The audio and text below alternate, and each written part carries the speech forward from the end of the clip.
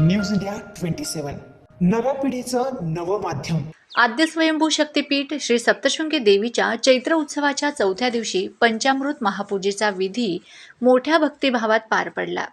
ही महापूजा श्री सप्तशृंगी निवासिनी देवी ट्रस्टचे विश्वस्त ॲडव्होकेट दीपक पाटोदकर आणि नाशिकचे पोलीस आयुक्त संदीप कर्णिक यांच्या हस्ते सहपत्नीक पार पडले।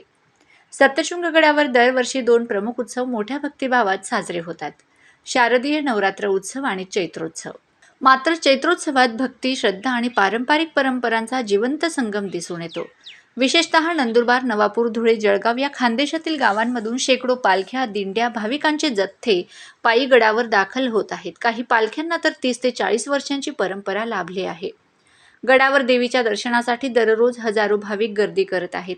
आजच्या महापूजेनंतर देवीस गुलाबी रंगाचे भरजरी महावस्त्र नेसविण्यात आले। यावेळी स्वामी संविदानंद सरस्वती, प्रकाश पाटोदकर, अश्विन शेटे, कमलाकर गोडसे आदी मान्यवरही उपस्थित होते। या दिवशी देवीच्या अलंकारांची सवाद्य मिरवणूक विश्वस्त संस्थेच्या कार्यालयातून मोठ्या थाटामाटात काढण्यात आली।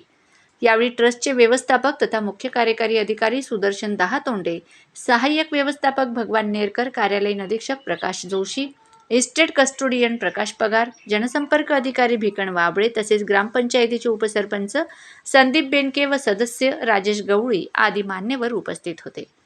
दिवसभरात देवीच्या दर्शनासाठी आलेल्या भाविकांनी अन्नपूर्णा प्रसादालयात महाप्रसादाचा लाभ घेतला। मालेगाव, सटाणा, देवळा, वसाका, कळवण परिसरातील रस्ते भाविकांच्या गर्दीने फुलले असून येत्या 2 दिवसात भाविकांची संख्या अधिकच वाढेल असा अंदाज व्यक्त होत आहे। प्रतिनिधी धनंजय बोरसे, कळवण।